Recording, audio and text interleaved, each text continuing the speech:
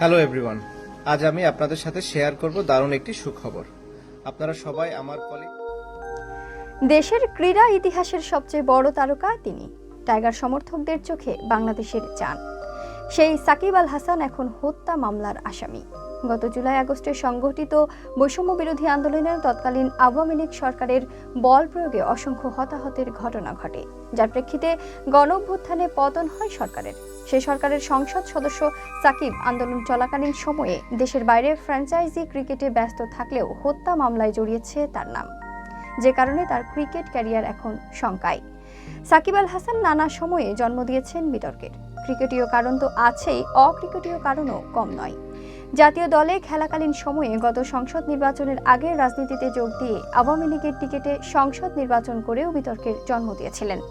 গত জুলাইয়ে ছাত্র আন্দোলনে বাংলাদেশ যখন উত্তাল, সাকিব তখন যুক্তরাষ্ট্র ও কানাডায় টি-20 টুর্নামেন্ট খেলছিল। জাতীয় দলের বাকি খেলোয়াড়রা এই ছাত্র আন্দোলনের সমর্থন দিয়ে সরকারের বল প্রয়োগের বিরোধিতা জানালেও সাকিব সে সময় ছিলেন নিশ্চুপ, যে কারণে ব্যাপক সমালোচনা সহ্য করতে হয়েছে তাকে। কানাডায় ক্রিকেট মাঠে প্রবাসী বাংলাদেশিদের বিদ্রূপের তীক্ষ্ণ তীরে বিদ্ধ হতে হয় তাকে। 5 আগস্ট শেখ হাসিনার পতনের পর দেশের নতুন অন্তর্বর্তীকালীন সরকার ক্ষমতা গ্রহণ করেছে। আওয়ামী লীগের অধিকাংশ নেতাকর্মী আত্মগোপনে আছেন। আন্দোলনে মানবতা বিরোধী কার্যকলাপের বিচারও শুরু হয়েছে। ছাত্র জনতার আন্দোলনে গুলিবিদ্ধ হওয়া গার্মেন্টস কর্মী রুবেল হত্যা মামলায় শেখ হাসিনা ও সাকিব আল হাসান সহ 156 জনকে আসামি করা হয়েছে।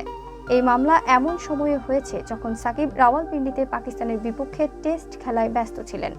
তাকে দল থেকে বাদ দিয়ে দেশে ফেরত পাঠাতে বিসিবিতে পাঠানো হয়েছে লিগ্যাল নোটিশ। সাবেক এই অধিনায়কের বিরুদ্ধে হত্যা মামলাকে তার সতীর্থরা মিথ্যা মামলা বলে অভিহিত করেছেন। রাজনৈতিক প্রতিহিংসা থেকেই এই মামলা করা হয়েছে বলে মনে করেন অনেকেই। সাকিবের দুঃসময়ে পাশে দাঁড়িয়েছেন তারা।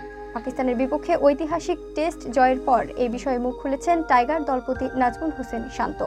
ফেসবুকে নিজের ভেরিফাইড পেজে তিনি সাকিবকে দেশের সম্পদ বলে আখ্যা দিয়ে লিখেছেন, সাকিব ভাই আমার দেশের অনেক বড় সম্পদ। দীর্ঘ 17 বছর বিশ্বের দরবারে বাংলাদেশের নাম উঁচিয়ে ধরেছেন তিনি। সাকিব ভাইয়ের নামে এখন মামলা অপ্রত্যাশিত। নতুন বাংলাদেশ আমরা সবাই নতুন কিছু দেখতে চাই। আশা করি সকল আধার কেটে নতুন আলো আসবে। সাকিবকে নির্দোষ বলে দাবি করেছেন এনামুল হক বিজয়ও। ফেসবুকে তিনি লিখেছেন, সাকিব ভাই বাংলাদেশের ক্রিকেটে আপনার অবদান অনস্বীকার্য। বিশ্ব মানচিত্রে আপনি বাংলাদেশ ক্রিকেটকে অন্য উচ্চতায় নিয়ে গেছেন। আপনার সাথে আমরা সবাই আছি। ইনশাআল্লাহ এই আধার কেটে যাবে। খুব জোর গলায় বলছি, আপনি নির্দোষ। আল্লাহ আপনার ভালো করুক। আগামী শুক্রবার রাওয়ালপিন্ডিতে সিরিজের দ্বিতীয় ও শেষ টেস্ট ম্যাচ মাঠে গড়াবে।